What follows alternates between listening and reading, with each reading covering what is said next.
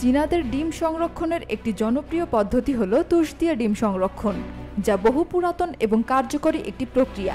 এই পদ্ধতিটি গ্রামীণ এলাকায় এবং ঐতিহ্যবাহী খাবার প্রস্তুতিতে ব্যবহৃত হয়। এটি ডিমের সংরক্ষণ ক্ষমতা বাড়াতে এবং দীর্ঘ সময় ধরে তা সতেজ রাখার জন্য ব্যবহৃত হয়। সাধারণত চাল থেকে উৎপন্ন তুষ বা কাঠের গুঁড়া ব্যবহার করা হয়। এটি ডিমকে শুষ্ক রাখতে এবং বাইরের আর্দ্রতা থেকে রক্ষা করতে সহায়ক। তুষের সঙ্গে চুন, লবণ এবং পানি মিশিয়ে একটি পেস্ট তৈরি করা হয়। কিছু ক্ষেত্রে তুষের সঙ্গে চুনাপাথর বা কাদা মিশিয়ে একটি মিশ্রণ তৈরি করা হয়, যাতে এটি একটি ঘন মিশ্রণে রূপান্তরিত হয়। এটি ডিমকে আরও ভালোভাবে সিল করতে সাহায্য করে।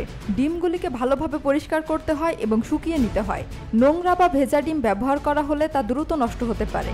ডিমগুলো একে একে তুষের মধ্যে ঢেকে রাখা হয়। প্রতিটি ডিম আলাদা করে তুষে মোড়ানো হয়, যাতে সেগুলো একে অপরের সঙ্গে সংঘর্ষ না করে। এই পদ্ধতিতে ডিম কয়েক মাস থেকে 1 বছর পর্যন্ত ভালো থাকে। এটি বিশেষ করে সেই সময় ব্যবহৃত হতো যখন ফ্রিজ বা আধুনিক সংরক্ষণ পদ্ধতি সহজলভ্য ছিল না।